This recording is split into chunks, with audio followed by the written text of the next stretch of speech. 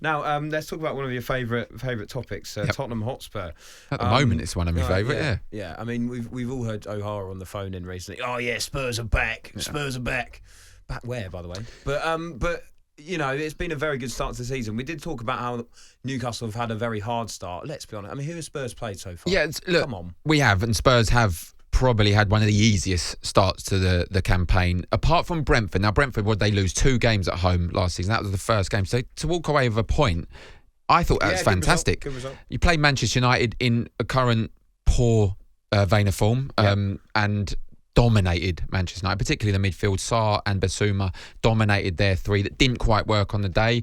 Notoriously, that's a tough game, but I just felt we had enough that day. And then Bournemouth and Burnley, which can be tough, can be tricky. Bournemouth, again, notoriously have a high-scoring game, and that one wasn't. Just won that convincingly, actually. And it was a poor result, the Fulham, in the EFL Cup. And I was disappointed more than most in terms of the 9 changes made. I felt this was an opportunity to go far in the League Cup. But what turned my feeling around a little bit was then going to Burnley and winning 5-2. I thought, okay, you're out the cup, but you're still flying in the league. Got Sheffield United next. Again, you'd expect Spurs to get a victory over that. So those are not the tests for me. The tests are after that. You've got the North London derby away, huge. Arsenal at the Emirates, and then you've got Liverpool at home.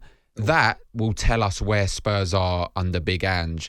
I'm confident that we can get something out of those games. But if we don't, everyone's going to be saying, it was an easy start to the campaign.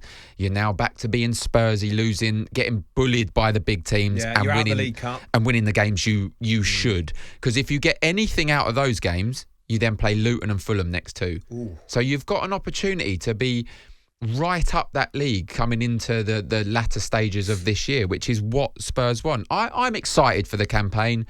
How will they get on? Or do I think they'll finish top 4? I think they're in the shout for top 4. And I think before the season started, I wasn't very optimistic. I felt no, they won't. Harry Kane leaving as well. I thought, it's going to be a difficult season, this one. But when you have a start to the campaign like we have, it gives you hope. It gives you optimism. It's the hope that kills you sometimes, but hopefully this isn't the case. Now, you talk about Harry Kane leaving.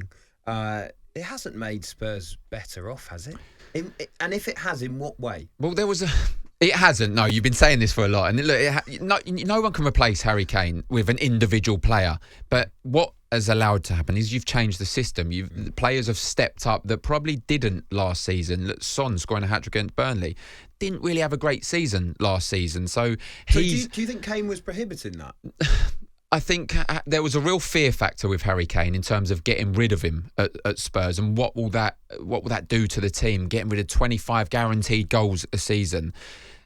And I heard a stat saying if it wasn't for Harry Kane's 30 Premier League goals last season, they'd have finished 17th in the league. Well, they wouldn't have, because other people would have scored.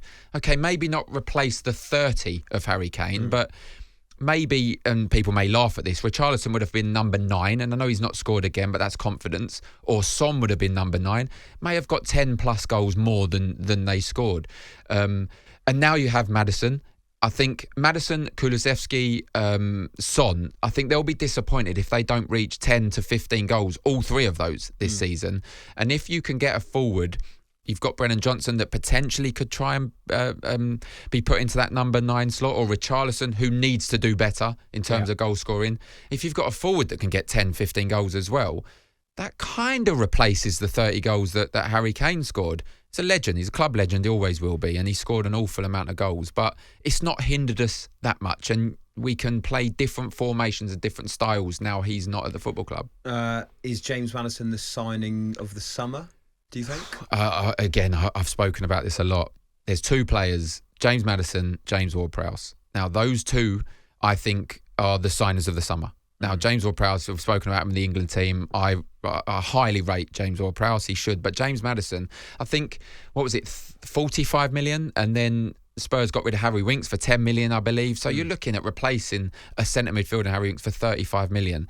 And what he's producing, I think one of 3 players since the start of last season that's had 10 goals and 10 assists.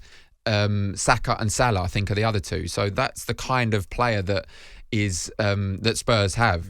And they've been crying out for a player like this since Christian Eriksen left. And I'm putting it out there, he's probably a better player than Christian Eriksen was for Spurs already. And that's a big compliment, because I loved him as a player at Tottenham, but he's sensational. I am concerned, a couple of injuries, and it could become a disaster for Spurs, but I love what Big Ange is doing to the football team. And I think he's really appealing to the fans as well, which always helps. Yeah, he's been fantastic, hasn't he? In fact, after that Fulham game, I was there for TalkSport, interviewed him, and I asked him about those 9 changes that you talked about, which I think, was quite disappointing loss for Spurs. Comment on that in just a minute, but Big Ange just said to me, I said, look, you made 9 changes. Do you regret making that many? And he just went, never regret anything in life, mate. I was like, I came for a post-match interview, not life honestly, advice, but he's I'll take brilliant. it. He could say any answer, but he'll add mate at the end, and it sounds great. And it sounds fine. Doesn't matter what he says. In terms of the cup competitions, do you think Spurs need to make sure they try and go far in the FA Cup? Yeah, of course, yeah. And I thought they had to do that in the EFL Cup as well. That's what in the League Cup, I wanted them to. I was disappointed with the 9 changes, because I think he missed the trick. He didn't miss a trick in terms of the league. He missed a trick in terms of he didn't realise the lack of quality in the second string players. Unfortunately, that's the case. And he made the 9 changes and they wasn't good enough. He was playing against a Premier League side who also made 6 changes. So who said if we put the first 11 out, we'd have got the result anyway, but it'd have given us the better opportunity. So yes, now we've gone out early in that competition. I think he has to have a good FA Cup campaign.